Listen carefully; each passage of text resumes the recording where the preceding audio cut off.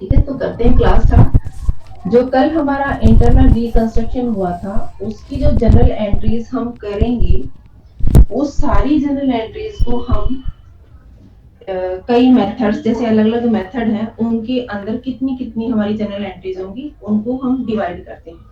Mainly internal reconstruction का meaning तो आपको पता चल ही गया था, सुभद्रा।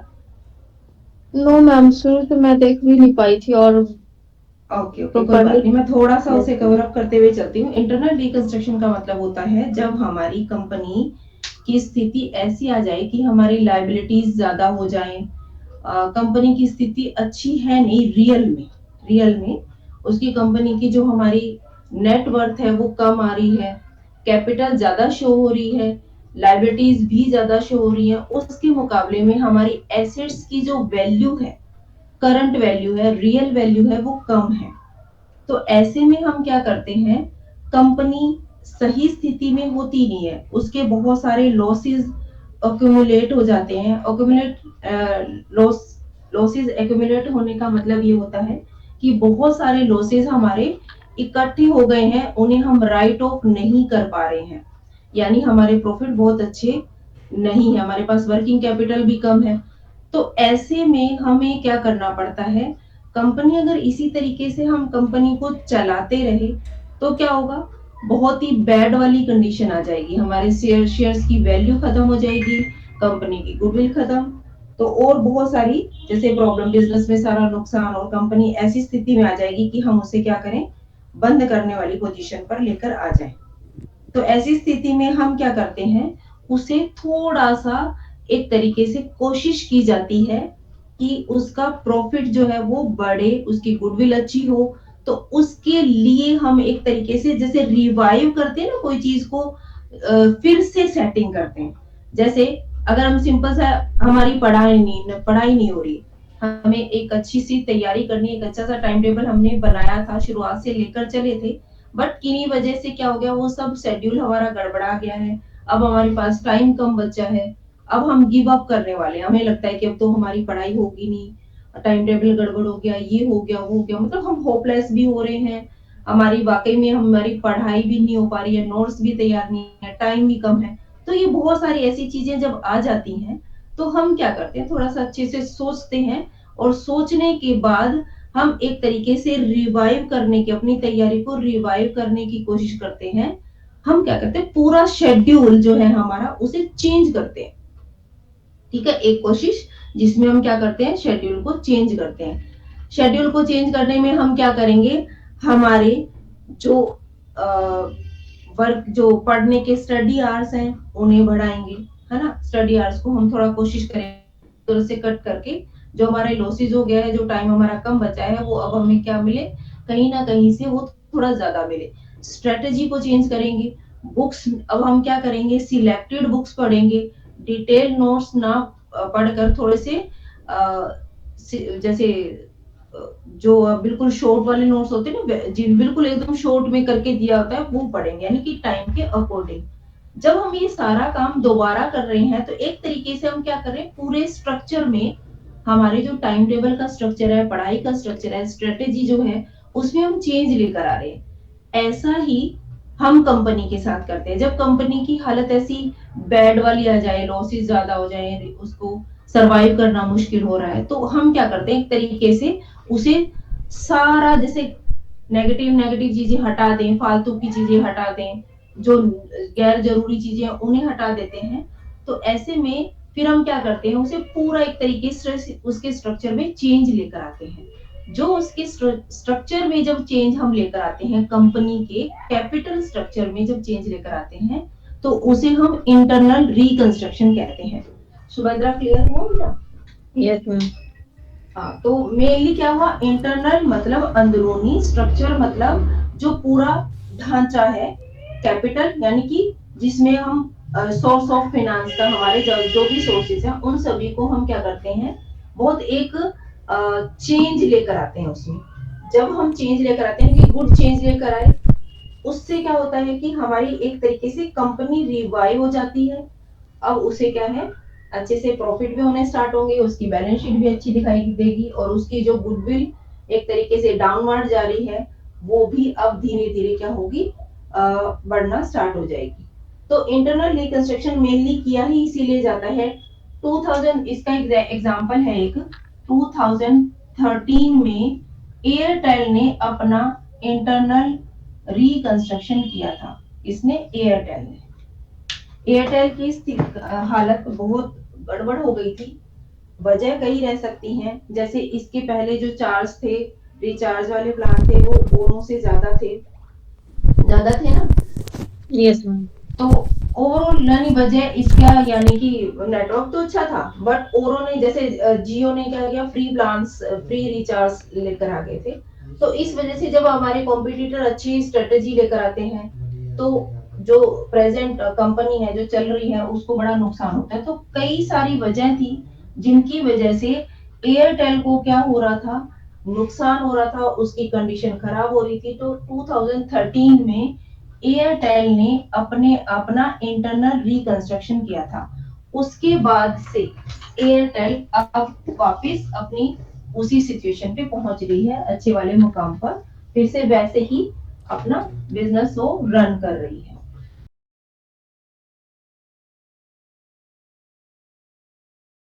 पहला, ऑल्टर देखो कैसे कर सकते हैं। जितनी भी शेयर कैपिटल एक कंपनी में है, ऑल्टर का मतलब है चेंज, कोई भी चेंज हो सकता है। पहला, इंक्रीज हो सकती है शेयर कैपिटल। क्या हो सकती है? Increase, increase in share capital. पहली कंडीशन ये हो सकती है। इंक्रीज कैसे होगी, शेयर कैपिटल कैसे इंक्रीज होगी? जब हम न्यू शेयर्स को इश्यू करेंगे, ठीक है। तो इसके लिए हमारी जनरल एंट्री बनेगी, bank account debit to share, short form use नहीं करनी है, एब्रीविएशंस यूज नहीं करनी है, ठीक है। तो bank account debit to share capital account, narration लिखेंगे, being the amount received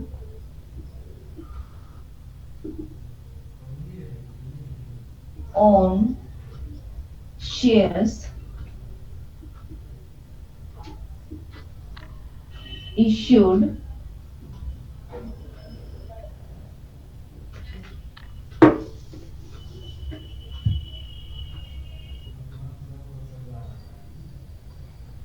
of rupees, जो भी इनकी वैल्यू होगी वो ईच। शेयर्स के आगे जितने भी हम शेयर्स इश्यू करेंगे वो अमाउंट आ जाएगा, ठीक है, वो नंबर आ जाएंगे। Being the amount received on, मान लो हमने 10,000 शेयर्स किए हैं, तो यहाँ पर 10,000 शेयर्स आ जाएंगे। इश्यूड ऑफ रुपीज दिस, यानी कि 10 रुपीज का है तो 10, 5 रुपीज का है तो 5, 100 रुपीज का है तो 100 रुपीज। बट हम क्योंकि यहाँ पे फॉर्मेट लिख रहे हैं, तो यहाँ क्वेश्चन के अकॉर्डिंग हम ये वैल्यू लिखेंगे, अभी हम इन्हें खाली छोड़ देंगे। तो देखो, ऑल्टरेशन मैंने आपको बताया, शेयर कैपिटल में किसी भी तरीके का change alteration of share capital कहलाता है, जिसमें हमने पहला पॉइंट पढ़ा कि इंक्रीज हो सकती है, इंक्रीज, ठीक है। शॉर्ट में लिख करते हैं कि पहला ऑल्टरेशन क्या हो सकता है कि शेयर कैपिटल क्या होगी, इंक्रीज। दूसरा क्या होगा, दूसरा है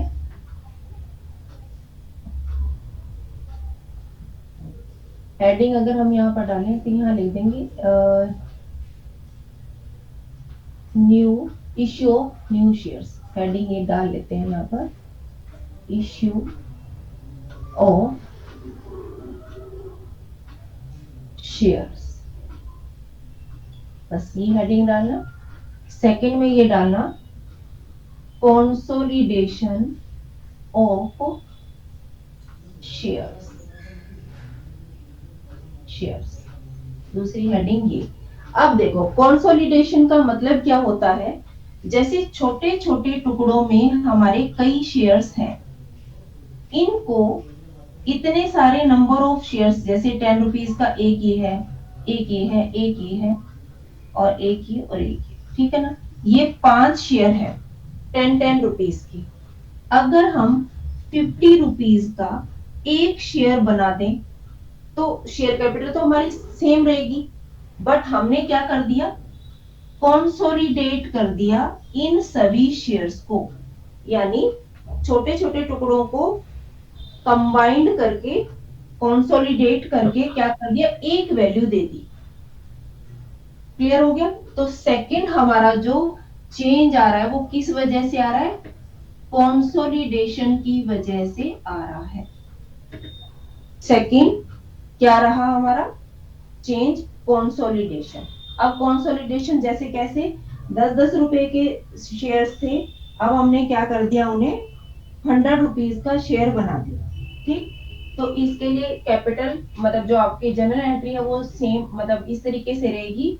पुरानी वाली शेयर कैपिटल को हम क्या कर देते हैं, एक तरीके से कैंसिल, और किसी भी चीज को जो कैंसिल करते हैं तो जो उसका बैलेंस होता है, यानी जो उसकी नेचर है, उससे अगेंस्ट कर देते हैं। कैपिटल अकाउंट का नेचर क्या है, क्रेडिट। कैपिटल अकाउंट, कैपिटल का बैलेंस क्या होता है, क्रेडिट होता है। पुरानी वाली शेयर कैपिटल को हमने क्या करना है, कैंसिल करना है, तो उसे हम डेबिट कर देंगे, और न्यू वाली इक्विटी में सिंपल लिखेंगे शेयर कैपिटल, न्यू वाली कैपिटल को हम क्या कर देंगे, क्रेडिट कर देंगे। अब ये क्या हुआ, ये चीज है कि मैंने अभी आपको बताया, जैसे 100 मतलब 10 के शेयर्स थे, उन्हें हमने क्या कर दिया है, कैंसिल। 10,000 शेयर्स थे 10 के, उन्हें तो हमने कर दिया कैंसिल, और अब हमने उन्हें क्या बना दिया है, 100 के शेयर्स में 50 वाला ले चलते हैं, 50 वाला नहीं लेते, थोड़ा सा इसका ले लेते हैं, 100 में कन्वर्ट कर देते हैं, ठीक है। 100 में कन्वर्ट किया तो अब हमारे पास कितना आ जाएगा, 1000 शेयर्स बना दिए 100 की। पेड अप कैपिटल वही सेम रहेगी, बस हमने क्या किया, 10 रुपीज वाले शेयर्स की कैपिटल को कैंसिल कर दिया, कन्वर्ट कर दिया किस में, 100 रुपीज की फेस वैल्यू वाले शेयर्स में। क्लियर है। तो ये इसका अमाउंट आ जाएगा आपका 1 लाख, और इसका भी 1 लाख ही रहेगा। हमने क्या किया, वैल्यू में चेंज नहीं लेकर आए, हमने सिर्फ उसके स्ट्रक्चर में चेंज किया। स्ट्रक्चर में चेंज एक तो इस तरीके से होता है कि ज्यादा वैल्यू वाले शेयर्स को हमने कम वैल्यू वाले शेयर्स को ज्यादा में कन्वर्ट कर देना, या फिर ज्यादा वैल्यू वाले शेयर को तोड़कर छोटे छोटे शेयर्स में डिवाइड कर देना। अब इसी का वाइस वर्सा क्या होगा, सब डिवीजन। पढ़ा था ना हमने, सब डिवीजन एंड कंसोलिडेशन, पहली हेड लिखा था, तो वही आएगा हमारा। अब हम इसमें लिखेंगे sub division, sub division of shares. अब सब डिवीजन कैसे होगा, इसी अगर एंट्री को हम उल्टा कर देते हैं तो यही हमारा सब डिवीजन है। बड़ी वैल्यू के शेयर्स को छोटी वैल्यू में कन्वर्ट करना सब डिवीजन कहलाता है। एंट्री आपकी सेम रहेगी। समझने पर बात आए तो हमने बड़ी वैल्यू के शेयर्स को कैंसिल कर दिया है, और छोटी वैल्यू के शेयर को अडॉप्ट कर दिया है। ये आ जाएंगे आपके 10,000। वैल्यू वही रहेगी सेम, 1 लाख एंड 1 लाख, ठीक है।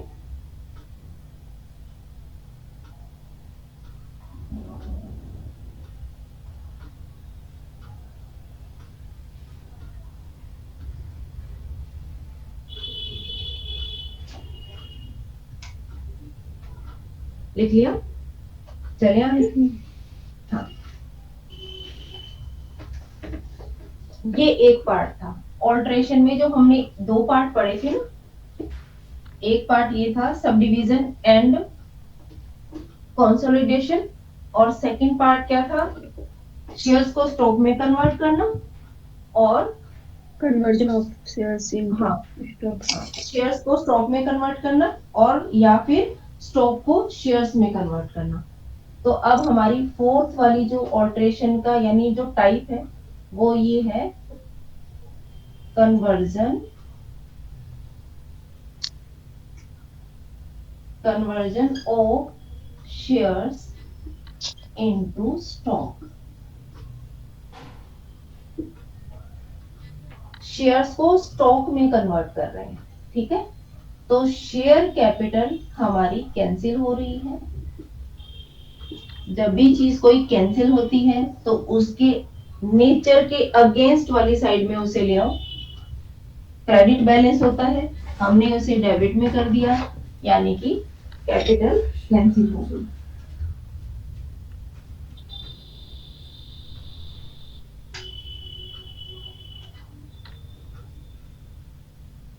टू स्टॉक अकाउंट, अब हमने क्या कर दिया है, उसे स्टॉक में कन्वर्ट कर दिया है। यहाँ सिंपल स्टॉक लिख सकते हो, नहीं तो टू शेयर स्टॉक वर्ड भी यूज कर सकते हो, क्योंकि अगर हम सिंपल स्टॉक वर्ड यूज करेंगे तो ये स्टॉक वो वाला हमारा गुड्स वाला स्टॉक आ जाएगा। तो हम इसे स्पेसिफाई करने के लिए टू शेयर स्टॉक अकाउंट, ठीक। इसी की वाइस वर्सा अगर हम एंट्री करते हैं, हेडिंग क्या बनाओगे, conversion of stock into shares.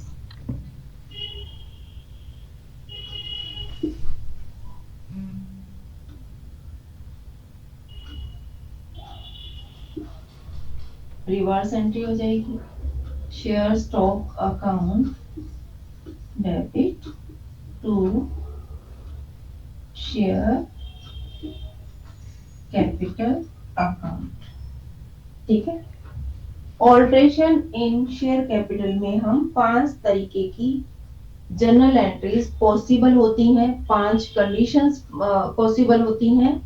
पहली, अब आपको अच्छे से रट भी गई होगी, पहली नए शेयर्स को इश्यू करना, सेकंड कंसोलिडेट करना, थर्ड सब डिवीजन करना, फोर्थ शेयर्स को स्टॉक में कन्वर्ट करना, फिफ्थ स्टॉक को शेयर्स में कन्वर्ट करना, ठीक है। Yes ma'am. नेक्स्ट था हमारा, नेक्स्ट हेड था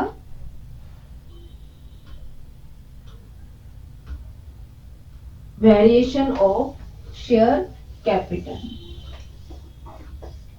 सेकंड हेड था ना variation of share capital, right.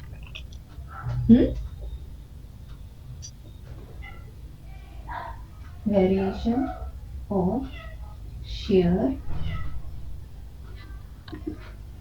Capital.